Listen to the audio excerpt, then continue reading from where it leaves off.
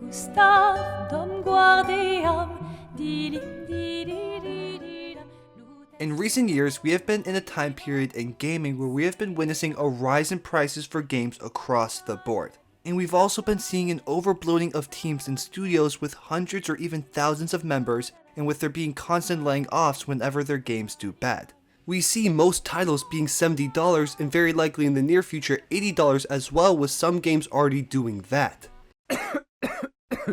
The AAA space has been in a constant state of disappointment for years now. And when games like Clair, Obscur, Expedition 33 come around, it reminds you of how good video games are meant to be. This is a title that went against all the trends that we've been seeing in gaming recently. From only being $50 and a lot of places having a 10% off of that, and only having 33 members in their studio, with many being ex-Ubisoft employees.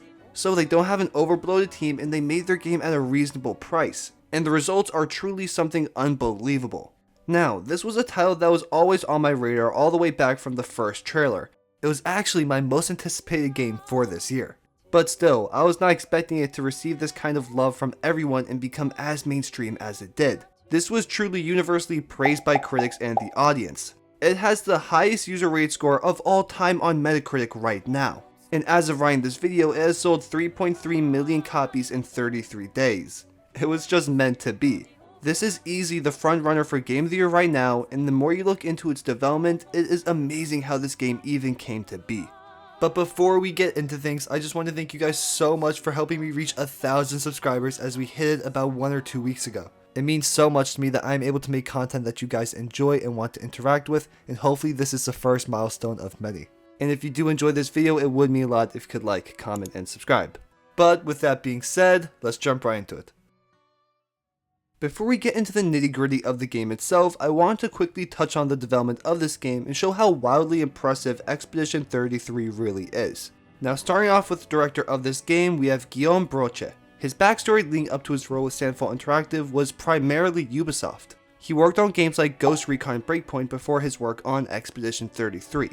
He left Ubisoft because he was bored there. I just know Ubisoft are fuming that their former employees made this game, which is just arguably better than anything they've ever released. But when Guillaume was looking for people to work on Expedition 33 with him, he went to Reddit and posted job openings. One person that he found was Jennifer Svedberg Yen. She was initially brought on board as a voice actor, but as time went on, she ended up being the lead writer for this story. Who knows how someone even makes that kind of jump? And another instance we saw during recruitment for this game was on SoundCloud. They found composer Lorien Testard and they wanted him to compose Expedition 33, even though he never composed a video game before. But we see these two individuals, one who has never written a game before and one who has never composed one. But both of them went on to make one of the most compelling narratives and one of the best soundtracks that we have seen in gaming for years. The development for this title truly sounds like a fairy tale. So many random situations and unproven people produced a piece of art. But we got the development of this game out of the way, so now we're able to start diving into the actual title itself and see why people fell in love with this world that was developed by a studio of 33 people. And to kick things off, we are going to be talking about the world and setting.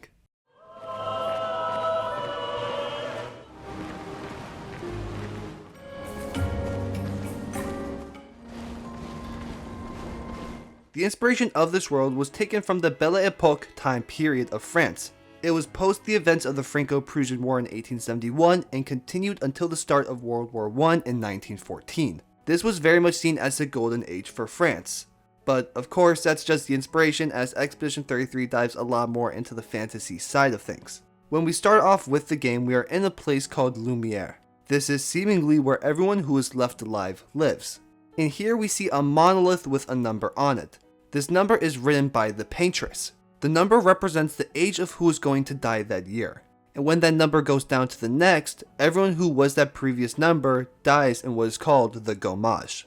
And within Lumiere, there are people who go on these expeditions seeking to take out the paintress and stop her from painting these numbers, but none have ever succeeded.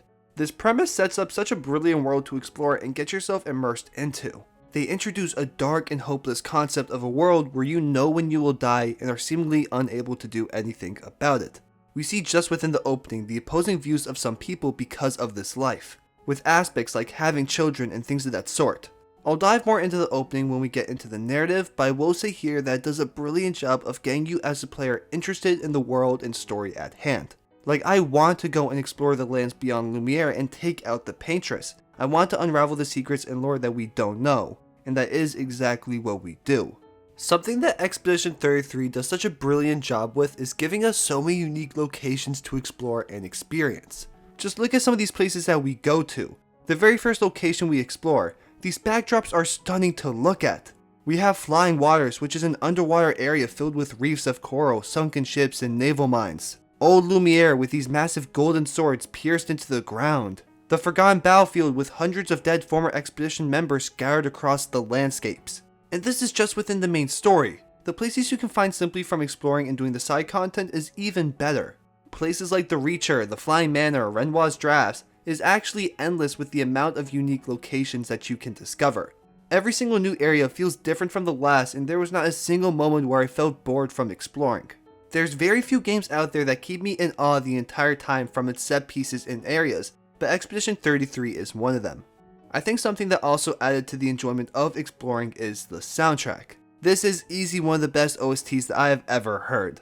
I think it is beautiful, from simply exploring to a cutscene, then the boss fights. Each area has its own music that captures the moment to perfection. But this is not just a game that has beautiful scenery and a soundtrack.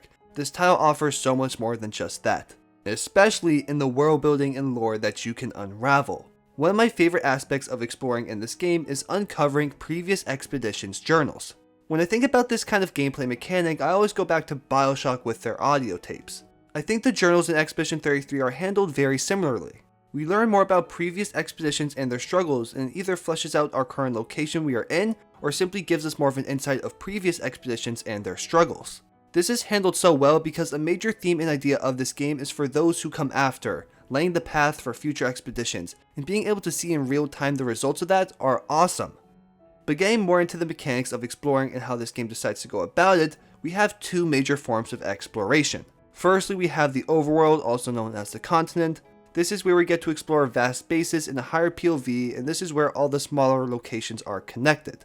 I enjoy the overworld a lot. There's so many challenging and unique bosses and side quests to uncover, and I like how it connects all the more focused hubs, which is the other major form of exploration.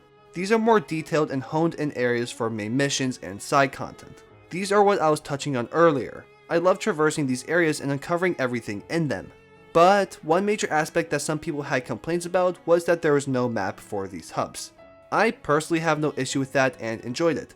I found it more than manageable to find my way, and it forced me to fully explore each area, which I liked. The only aspect that did frustrate me was having no quest log of sorts, as there are some side missions in this game and there's practically no way of keeping track of them, and I know for a fact I forgot some as I played.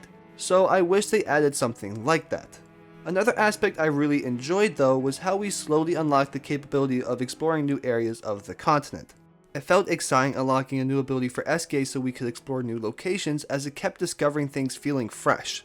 And this exploration feels worthwhile, which is so important to me in a game. You can discover new Pictos, get a new weapon, unlock a cosmetic, get more Lumina. It all felt useful. I wasn't exploring and not getting anything out of it. But not just with its physical rewards, we also get so much important lore and information that we can uncover from searching the different areas. Overall, the world and setting of Expedition 33 is one of the best I've seen in years. It might end up being one of my favorites ever. I never got bored of discovering new things, fighting new bosses, learning more about the world. It was all handled brilliantly. But that's all I had to say about that, so we can move into the next topic of discussion, and that is the gameplay.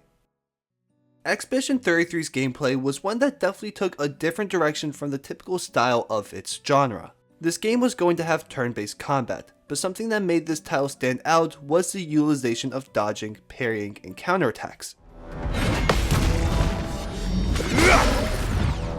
This has been done before within the turn-based genre, but this was the first time I played one with this style, and it's done to sheer perfection. The feeling that I would get when I perfectly parried everything and got a counterattack was unmatched. It was fun memorizing the enemy's movesets, and each one had their own unique ways of fighting you. I think it adds such an enjoyable layer to the fights when you have this real-time concept introduced. It makes each fight all that more engaging, and you have to stay focused and aware of what is going on in each encounter.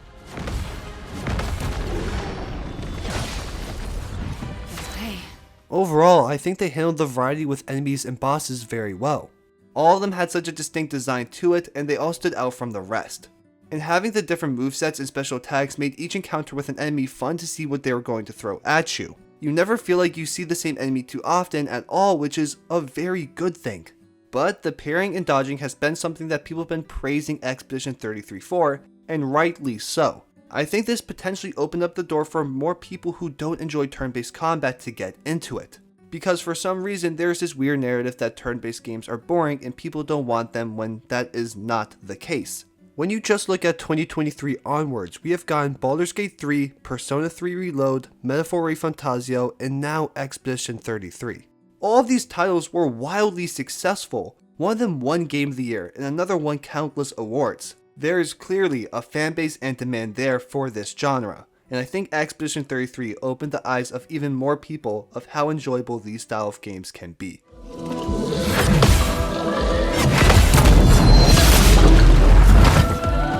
But I also like how there were a few other attacks that you needed to avoid in different ways, like the jump and gradient counter, which again just added that extra layer to the defensive side of the game. I also think to get the most out of this system, you need to play it on the hardest difficulty. Of course though, play on whatever difficulty that you want to and the one that you're going to have the most fun with.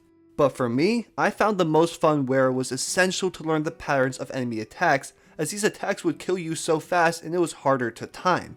The mechanics were the most enjoyable when I played on the hardest difficulty, because you were forced to master them, and if you didn't, you wouldn't win the fight. But the only downside for me personally when it comes to the defensive side of things was the lack of status effects. Don't get me wrong, they were definitely present, especially in some boss fights, but when compared to a Persona or Metaphor Fantasio, it felt a lot less fleshed out compared to those titles. I felt like I had to strategize around these negative effects that the boss was going to put on me, but in Expedition 33, if I parried it, I was fine. I think they could have potentially had more of a mix of unblockable effects that the enemies could put on you. I think it would have added another layer to the strategy side of things that make turn-based combat so engaging. Because there is a lack of that strategy that I usually like seeing from this genre. I feel the same way to a degree on the offensive side with status effects. It didn't feel like there were that many that we could place on the enemy besides burn, and I wish they had more. I felt like the selling point in terms of the gameplay became the parrying and dodging, but was at the expense of the strategizing side of the combat. But that's not me bashing the parrying and dodging in any way, I still love those mechanics. I would have just liked to see a mix of both. But pivoting to the offensive mechanics, they were again phenomenal. From the variety in Pictos, each character's personal playstyle, there is so much variety here. Firstly, we'll dive into the characters. Every single one had their own unique style that made them fun to use and useful. From Gustav, Verso, Mael, Ciel, Lune, and Minoko, I use all of these characters, and learning how to utilize them to their best potential was one of my favorite parts of the game. Verso has perfection ability that you could cater builds to, and you could utilize aspects like having lower health to do more damage. Mael had her different stances, Ciel had her moon and sun cards along with the twilight that increases damage when you are in it. Lune has her different stains that you can get based on the elements you used, and those stains can give you different bonuses on attacks or healing. And Minoko is just so unique with being able to get the abilities of different Nevrons once you defeat them. I think they all had a great range of skills that catered to how they played. These skills felt useful, and it was challenging picking which skills to pick over others as you saw the use in all of them. And on top of the skills, they had the gradient attacks, which as time went on became such useful and powerful moves.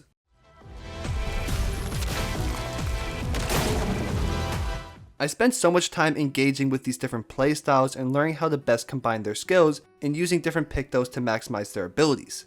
And that's what I'll be touching on next. I think the Pictos are easily one of the best features in this game. Pictos are practically items that give the characters passive abilities, and they give an increase to 2 stats. You get these Pictos through exploring and through enemy and boss encounters. You have the ability to equip 3 that give you the increase in stats, but then you can pick an unlimited amount more of Pictos once you unlock them for your whole party. And you can select more of these Pictos by getting Luminas. The Pictos offer an endless range of different combinations to give your characters passive effects and buffs to help them in fights.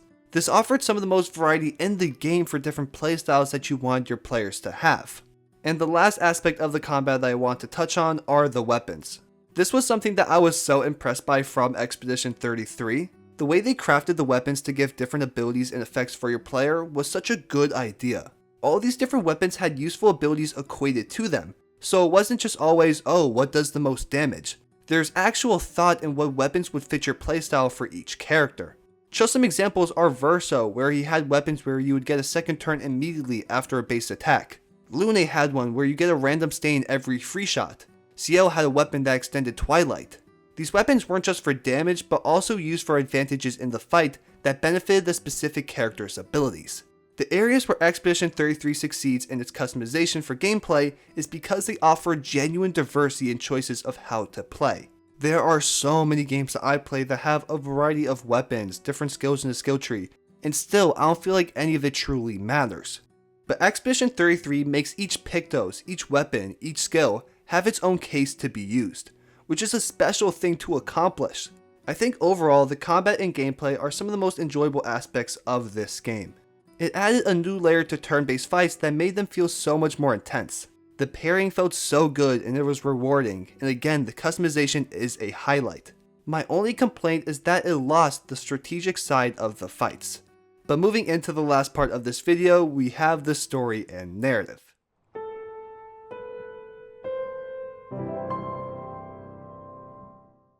I am a big fan of stories within video games, and when they're able to have one that captivates me and pulls me in, I'm going to love the game no matter what. And Expedition 33 did more than just that. Leading up to its release, I was extremely intrigued by the narrative at hand. But of course you can only tell so much from the trailers.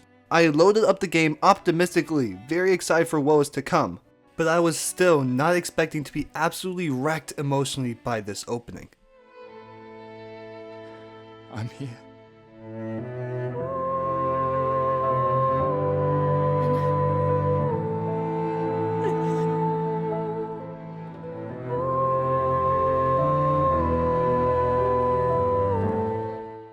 I have already gone over the premise of this game, so I'm not going to waste time doing it again. But getting into this opening sequence, I truly cannot think of a more perfect way of setting the scene of the mission at hand and having a motive for it. Starting off the narrative by witnessing the gommage of the previous year was genius. We need a reason to go after the paintress as the player, and Sandfall Interactive did just that. The short time that we see Sophie and Gustav spend together is impactful. Watching their reactions to the gommage itself, the difficulties in their relationship because of it, you feel the despair and hopelessness that these individuals feel. These are the last moments that they will ever spend with one another, and it feels like that. The biggest theme in this game is grief and how people deal with it. And we see that theme in full effect in this opening, and we see it take many forms as we progress through the narrative. Just within the first hour, we see people drinking away some of their pain and sorrow, as others stand isolated away from everything else.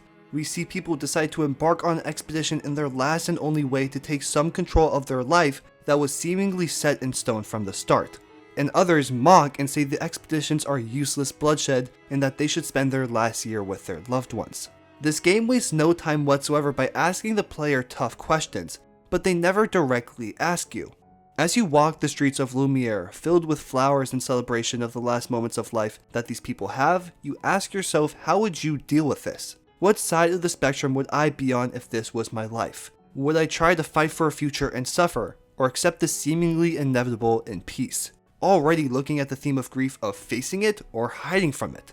This opening sequence really pushes the emotional envelope. It is a difficult task to make a viewer or player emotionally invested within 20 minutes of anything. But then I see myself borderline crying watching Sophie be gommaged when I didn't know who she was half an hour ago. Everything about the build-up, the execution of the scene, the voice acting, the OST, the shots, all of it was truly beautiful. It is one of the best openings to a video game ever, and the last time I was this emotional this quickly from a video game was The Last of Us. That is elite company to be in already.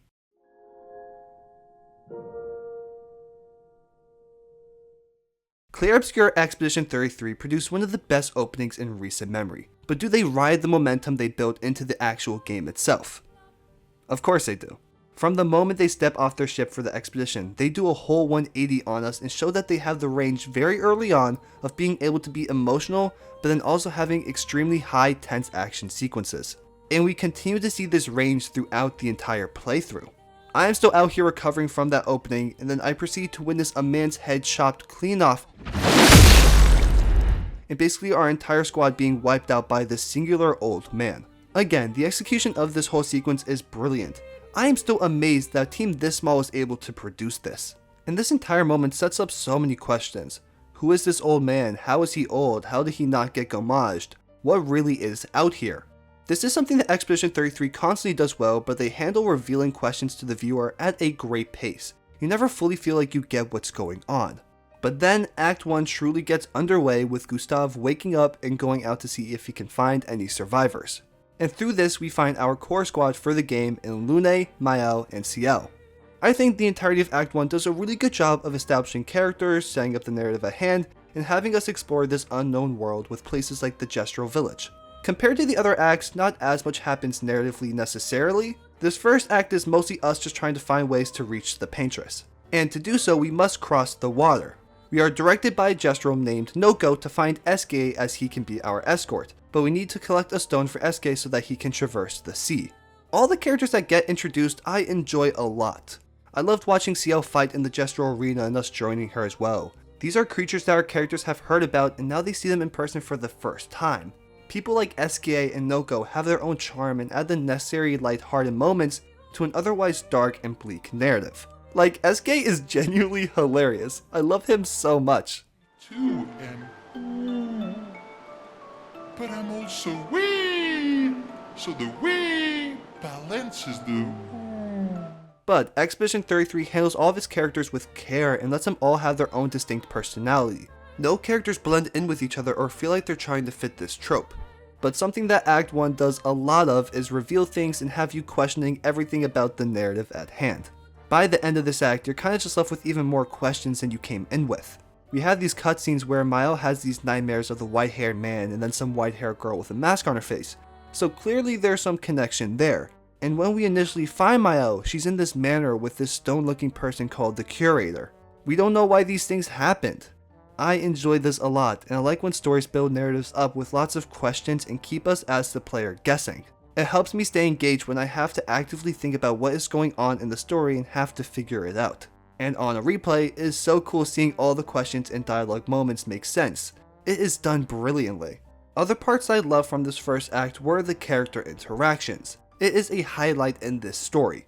They were able to get a star-studded cast with people like Charlie Cox, Jennifer English, Ben Starr, and Andy Serkis, but even other people like Christy Ryder and Shayla Nix. Every single performance is phenomenal, and all the conversations they have are natural and realistic. At times it didn't even feel like I was playing a video game anymore. I think the moments that highlight this the most are the interactions Gustav has with Lune and Mael. Firstly, with Lune, we see it through the first interaction Gustav has with someone post the events on the beach, where he stumbles upon a pile of dead expeditioners and then pulls out his gun and points it at his head. Gustav must have thought this was Persona or something. But watching Lune arrive on the scene and restore some hope for Gustav is a beautiful moment. This is not a foregone conclusion. When one falls, we continue. But even later on, when they have their confrontations over the mission, the emotions are raw and feel genuine. You understand the reasoning behind the way they act and the flaws that these characters have. The mission they are on is life-threatening, and you see that effect on these people. What are we gonna do, huh? Tell me. What are we gonna do? We're gonna take down the Paintress, just the three of us? My gun and your sparks? I didn't take you for a coward. I'm not a coward. You swore the oath. When one falls, we continue. Yes, I know. When one falls. When one falls. Not if, when. But moving to the next dynamic, I think the one with Mael and Gustav is one of the best highlights for me in this game. I grew attached to these characters and the bond that they had. I love this brotherly / fatherly figure that Gustav was for Mael. You felt a genuine care between them. Moments where they're joking around, throwing rocks in the water, it just feels real.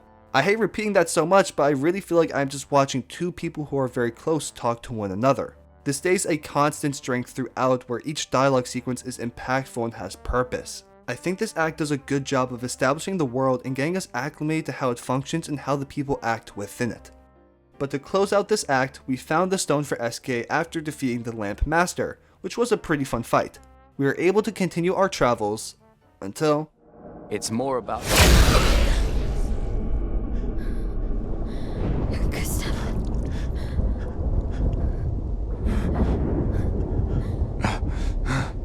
Run. The ending of Act 1 is a heartbreaking one, in a moment I did not see coming whatsoever. But the second I heard that cane, I knew it was raps for Gustav. I was an emotional wreck after this. I really liked Gustav a lot and loved his dynamics with everyone in the group. Watching him shake his head when Mael is screaming at him to run hits so hard, especially when we see them talk multiple times about danger and when it arrives to run, but when Gustav is in danger, he chooses not to. Again, Clair Obscur Expedition 33 just knows how to execute an emotional scene. I was crying when this man died. His quote of, For those who come after. Right? that broke me! And seeing his arm just laying there on the floor, truly I was in shambles. This death hits more than anything we've seen so far, as death was something that was expected in the world of Lumiere. The gommage was a planned thing every year. People knew when they would die. But so far we have seen countless of expeditioners' lives cut short of the last year that they had. And Gustav is another victim of that. You wonder about these people, if they knew that they would die instantaneously or very quick into their journey, would they choose differently? Gustav wanted to give Mael a life to live, and in the end, she must watch him die. At this point in time, I hated Renoir more than anything. He just took out my favorite character at that time. Like, how do they just take out who was the main character up to that point? It was a bold move, but I support it. I like it when games aren't scared to make a bold move that might upset the players. I want them to tell the story that they want to and not just a safe one. I feel like that was one of the benefits of them being such a small studio. After all that though, we get some more moments with the white-haired man and Mael, with him talking about something with families and how she wasn't meant to be here and it's time for her to go home. All of this makes no sense to us for now, and then we see a stranger come in and save Mael before she gets taken out. And at first glance, it looked exactly like Gustav, I swear. He has a conversation with the white-haired man and we head back to camp. And back at the camp, we learn this stranger's name is Verso, and he was a part of the very first expedition, Expedition 0. And for some reason, there are people that stopped aging and are not affected by the gommage. And the white-haired man was their commander, Renoir. He believes that immortality comes from the paintress, so to stop Renoir, we must stop her first. And that is where Act 1 ends. The ending here sets up so many potential plot points. Who is this Verso? Can we trust him? What is the paintress truly doing? How do we stop them? This concludes things brilliantly, and this truly is just the beginning.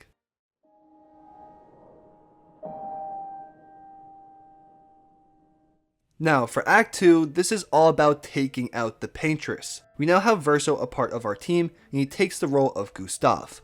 I have one small issue with how quickly Gustav gets replaced. It's instantaneous, so we don't really get to feel the effects of losing him as we get a new leader by the next playable scene. But it's not that big of an issue, I just wish there was some kind of gap between losing Gustav and then Verso joining. We start off with this act and we seek out one last member for our squad, and that is Monoko. He is a Gestrel and longtime friend of Verso. I absolutely love their dynamic with each other so much, and they add some of the funniest moments in the game easily. There will be a lot of fighting, man. Oh yeah, that's true. Yeah, it's true. There will be a lot of fighting. Exactly. Count me in then. Good. Good. Good. Good. Yes, good.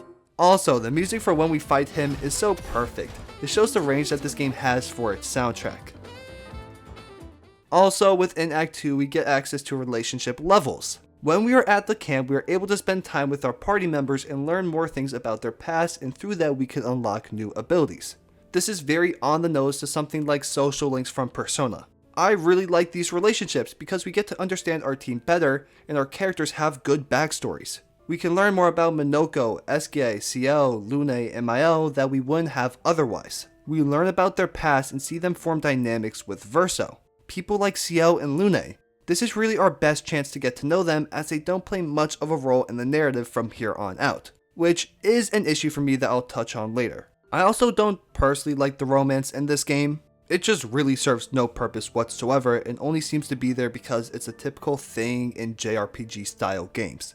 But getting into the actual act itself, there are some highlights leading up to the major plot points. Like burying Gustav's arm, the fight against the duelist, meeting Minoko. There are some really well done moments in all ranges, from emotional send-offs to awesome fights.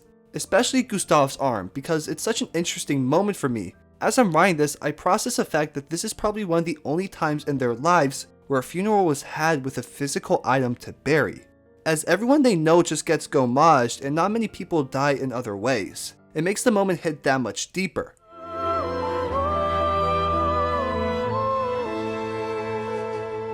But the first major plot point that we see within this act is when we are in Old Lumiere. The team gets separated and Mael ends up in front of this manor. Here she sees a lady who looks very similar to the curator. She also sees Renoir and the white-haired girl again. This is when we get the reveal that Verso is actually the son of Renoir. So everything that he told us prior to joining us was kind of a lie. The team feels very much betrayed initially by Verso that he did not give them this information and kept it a secret. This is something that Verso consistently does. He leaves a lot of information hidden from our team. He has his own motive separated from the squad, and even though we have the same goal, it is for two very different reasons. But after that, we go and fight Renoir, and post the fight we get a scene with Mael and the white-haired girl. We see her mask removed and see the scarring across her face, and she shows Mael a vision of the manor burning. And with that, her and the manor disappear. Following these events, we are given a new task, and that is to take out 2 axons to be able to forge a weapon to break the barrier that separates us from the Paintress. This section of this game doesn't hold much narratively, but I ended up really enjoying both fights and areas that we get to explore to take out these axons, especially the whole location of the Axon Sirene. I had a lot of fun with this part of the game as both axons are really good boss fights. But once we take out the axons, the curator crafts us the weapon that we need, and we head off for the monolith to take out the Paintress. But before we can get there, we are faced with a battle against Renoir once again. This fight has one of the best transitions into boss music ever. Every Renoir theme for his fights are actually heavenly notes being played in my ear.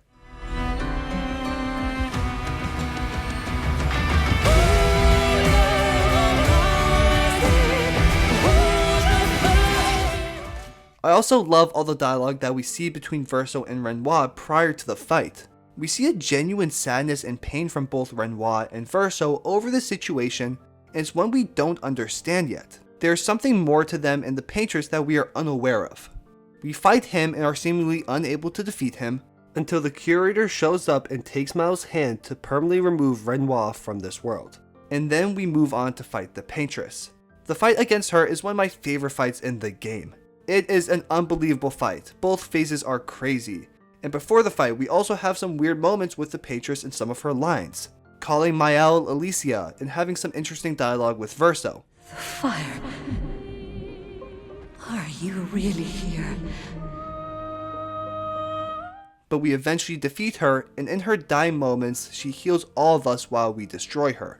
This had me so conflicted. She's healing me as I'm doing 9,999 damage to her dying body. It just didn't feel right. And as she disappears, she lays in Verso's arms saying, "Why?" There's clearly a deeper connection here between them, especially with Verso showing genuine sympathy towards the Paintress. But we stand atop the monolith and place our flag at the top, signifying our victory. The number disappears and we are able to go back to Lumiere and celebrate. My one nitpicky issue here is I wish we saw like a live reaction to the people of Lumiere seeing the number disappear. This is something that has been present for their whole lives, and to see it removed is unprecedented. I would have liked to see their raw reaction to it. But the victory has seemingly been had. But then comes one of the craziest plot twists I have ever seen in a video game. I already knew there was a third act, so I knew something had to happen, but still this blew me away. Verso had a note from Alicia, and he proceeds to read it. In this note she talks about Mael, and how it is weird seeing her with Verso, who is Alicia's brother, mentioning things about Mael having no scars or memories like the ones that afflict Alicia. And at the end of this note, we learn that the Paintress was not the one painting death. It was their father. Their mother would write the numbers as a warning, and she would use her power that she had left to stop the father from gommaging the whole world. But with us defeating her, we see a big powerful surge wipe across Lumiere, and every single person is gommaged. And when I mean everyone, I basically mean everyone. Like, we were watching Lune NCL get gommaged, I was losing my mind.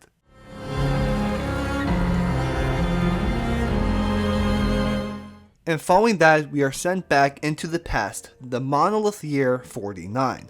We are playing as Alicia. She wakes up in the manor and we have her talk with her older sister Clair. Here the true picture of the narrative is revealed. We learn that Alicia is a part of a family of painters. They have this ability to paint living worlds with magic and their imagination upon these canvases. The world that we have been in this whole time is one of these created worlds.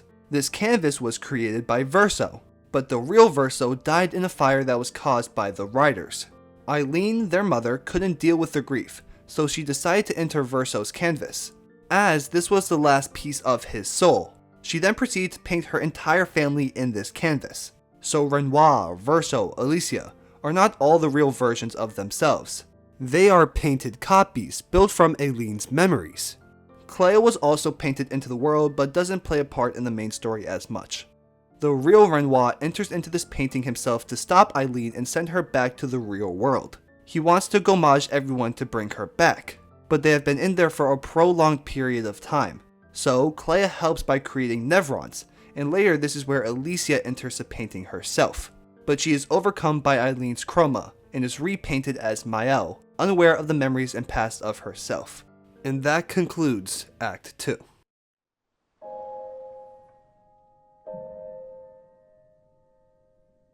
But after all of this, we are sent back into the canvas post the gommaging of everyone, and we see Maëlle, with the full knowledge of Alicia and her past with Verso, the only other person who wasn't gommaged.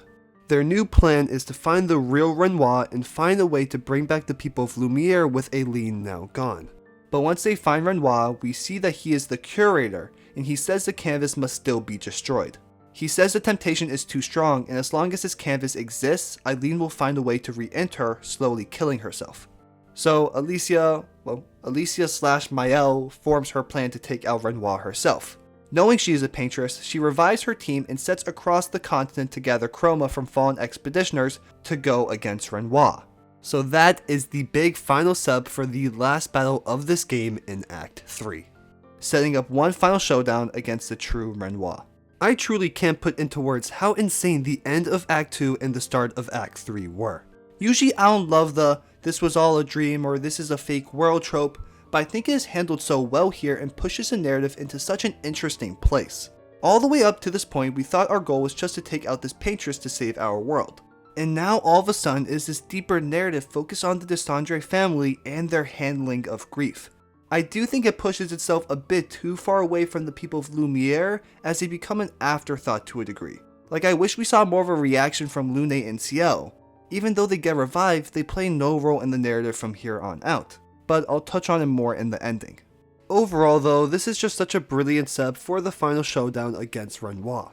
This game knows how to keep us as the player engaged and intrigued. There's constantly new stuff being revealed, but then new questions being added on top to constantly keep you invested in the narrative. But with that, we move into the final fight to end it all. We return to Lumiere one last time to seal the fate of this canvas. We must fight through all of Renoir's creations and him. I have one issue with this last battle, and it is the fact that for the most part, I do believe that you as the player are going to be over leveled here. Even if you just do some side content once you get access to the whole continent, it's going to end up being an easy fight. I ended up nerfing myself to make the final fight against Renoir feel that little bit more intense, because it ended up being really easy, which messed with my immersion a bit. It doesn't mess things up that bad, but I just wish the final fights were harder as it became the easiest part of the game for me.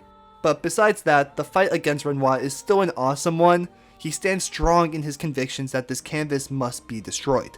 This fact is nailed even more when we see Eileen return to the canvas during the fight, reaffirming that she will always return as long as this canvas exists. But we eventually defeat him and send him and Eileen back into the real world. Hold on to each other. Our final conversation with Renoir before that happens is a very important one. We hear Renoir speak about some moments he and Eileen had together in the past. How she saved him from a canvas he was obsessed with and how he wants to do the same now with her and Maëlle. He shows us Eileen in the real world and how she has been affected by staying in the canvas for too long. He does not want to see his family die from this. He wants the family to heal from the grief that was caused by Verso's death. Renoir truly took such a 180 as a character for me. Obviously the one we see for most of the game is the painted version, but still, in the end Renoir does not want to see his family destroyed by the loss of Verso, and wants them to heal properly. He himself has been lost by the abilities of the canvas and got too close to the sun. Eileen pulled him away and saved him. He simply wants to do the same.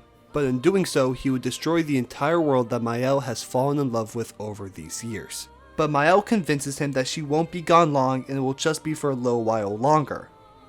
Which was definitely a lie. At this point you're thinking, where could the story even go from here? But we watch Verso enter into this area where we see a kid painting on a canvas. This is the last piece of Verso's soul, painting endlessly. Verso then kneels right next to him and asks him if he's tired of painting, and the kid nods. This isn't surprising to see, as we've learned throughout this story that painting was something that Verso didn't love doing. He loved music and painting was not his passion. The painted Verso wants to free the real Verso's soul from suffering for an eternity painting something he no longer wanted to paint. A world that has been corrupted by his family's grief. But before he can stop himself from painting, Maëlle intervenes, stopping him from stopping the real Verso's soul from painting. Maëlle does not want to see this canvas destroyed, but Verso is now on the side of destroying the canvas. He wants to be set free from this immoral life he lives, but also does not want to see Maëlle and his mother suffer from this any longer. Because we have to remember that Verso, even though he is the painted version, still holds all the emotions and memories of the real one. So he deeply cares about his family and does not want to see them suffering because of him anymore. So the game has you make one final decision: play as Maëlle or Verso. These endings are so controversial and I love it. Both ways that the game can end has so many people discussing which was the right one or which one was the worst. I will just say, before we get into that, the cinematography of the scenes right before we have to pick are gorgeous. It really feels like the penultimate moment of this narrative.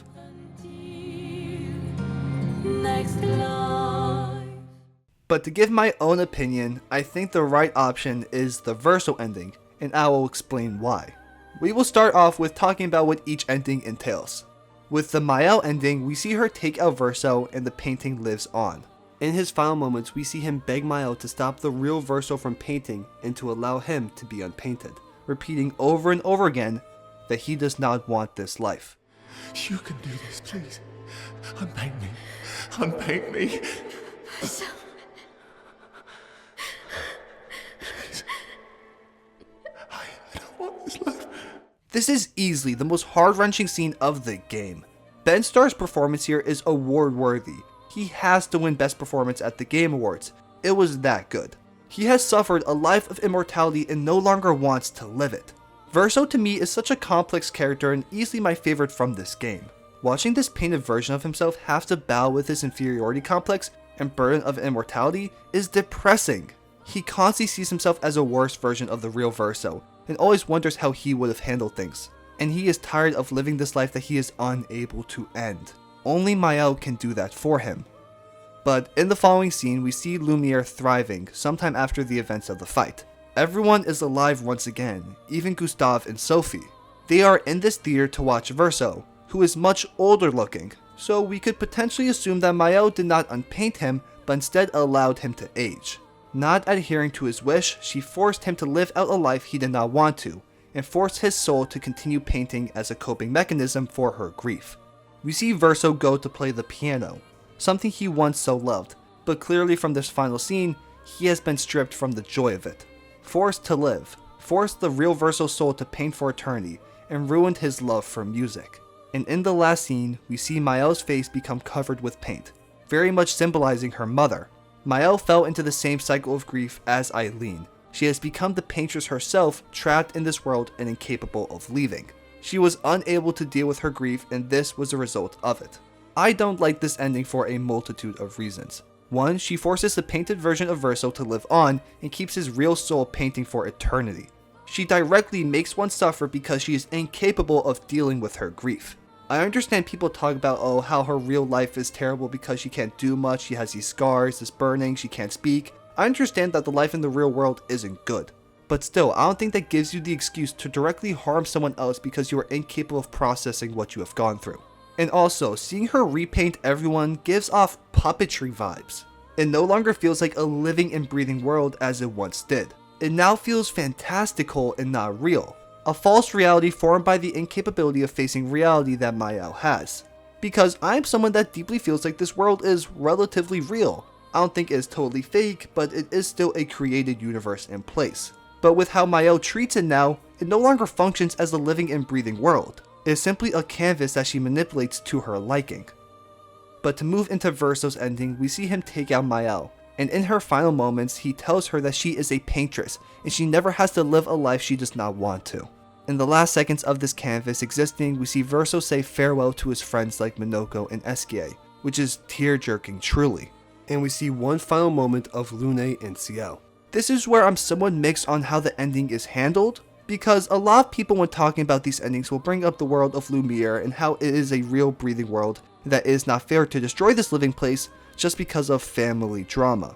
And to a point, sure, I can see that. I just don't think that this game gives enough of a POV into how Ciel and Lune feel about this whole situation. This affects them as much as it does the Desandre family, and all we see is them giving blank expressions to Verso as they disappear. Obviously they feel betrayed, but I wish we had more on their side of things. And on the idea that Lumiere is this living and breathing world, none of them are alive besides our squad because Renoir gommaged all of them. So when they say you're destroying their world and making them have to suffer, well, there isn't anyone left to suffer besides the few people in our squad who are bound to the canvas. But ultimately, I do wish we saw Lune and Ciel have some more input or be aware of how they feel about being destroyed or keeping the canvas, even though we can obviously assume they would have probably wanted to keep it. But in the final moments, we see Verso take the hand of the last piece of the real Verso soul, and they walk away and disappear. We then see the Desandre family having a proper funeral for Verso in the real world, all taking comfort with one another. Even though we are clearly in a gloomy and depressing situation, it gives the chance for this family to properly heal and lean on one another through this difficult time, and to truly process the grief that they have all endured. I think Verso's ending is the better one because it's the one where they face their problems and don't hide from their grief. They give themselves the chance to heal and grow stronger from this tragic event. Mael's ending is her coping in this fantasy world that she has manifested, and is at the expense of Verso's soul. But now I want to give an oversight on how I feel about this narrative and story as a whole. Clearly from watching how I feel about each act, this game is a masterpiece in storytelling. I think it handles all of its themes of grief and how to properly deal with those emotions brilliantly. I loved watching the story progress from the simple adventure of taking out this paintress to save our world, into a deeper narrative of the grief of a family and how these canvases were used to deal with it improperly. Watching back on the game and the story, you see so many hints and subtle foreshadowing of the truth behind the world and the relationships with the painted family and the real one, and it is awesome to see. They crafted this story so well that a replay is worth doing to see how the story connects and how the dialogue makes more sense. I also believe all the characters within Expedition 33 were fantastic. Obviously as the game progresses it does begin to focus more on the family, but I still think Lune and Ciel are interesting. Doing their relationships were worthwhile and gave great insights to their character. With Lune, how she struggles living up to her parents' expectations and how they wanted her to live.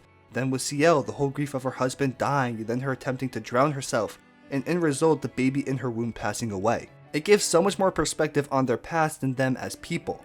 I just wish they played a bigger role in the actual narrative, as Act 2 onwards they are somewhat irrelevant. But then of course, Verso and Mael are phenomenal. Their dynamic with their family and their dealings with grief are handled very well. The negative sides to how both of them act and their flaws are portrayed to near perfection. Each character has their issues and makes it hard to outright root for someone, as all of them have their baggage and bad sides. And as each act progresses, more and more of the story gets revealed through plot twists and deaths, and it's paced so well. I really don't feel like there are any slow moments in this game or anything too fast. They drip feed us just enough to theorize and stay engaged with what is happening. The end of each act left me blown away, from Gustave's death, the canvas reveal, and then the actual ending. All of it blew my mind. There have not been many stories within media that have captured my interest as much as Clair Obscur Expedition 33 has. I loved watching this family struggle with the loss of their son, and the concept of the canvas and the painters is such a unique way of portraying grief. How we use art to escape reality and not face our real problems, and how this can negatively affect the people in our own life. All of it is done so well. Samfall Interactive were able to craft a world that you grew to care about, but in the exact same breath make you care about this family that painted them. It is brilliant storytelling and a narrative I will never forget. Clair Obscur Expedition 33 is easily my game of the year up to this point. Even after the hype has dwindled down a bit, my love for this game is as high as ever. Sure, I have my small critiques about the narrative and some gameplay elements, but none of them are even close to ruining my experience of this title. This is exactly the type of games we should be receiving from AAA companies, and yet we got it from a studio making their first ever game. This is a testament to the talent within the gaming industry and that there are so many individuals out there that can craft these narratives and worlds that we can fall in love with. This very well might end up being one of my favorite games of all time, but that's something I need to sit with a bit longer, even though I do think it's already in my top 10 of all time. This is a special video game and I am so happy it is receiving the love it deserves. My final rating of Clair Obscur Expedition 33 is a 9.5 out of 10. This truly is a masterpiece. If you guys made it to the end of this video, thank you guys so much for watching. Your support means the absolute world to me. If you guys did enjoy today's video, it would mean a lot if you could like, comment, and subscribe to the channel. Again, thank you guys so much for 1,000 subscribers. You guys are truly the best. I hope you have a great rest of your day. I'll see you in the next video, and God bless.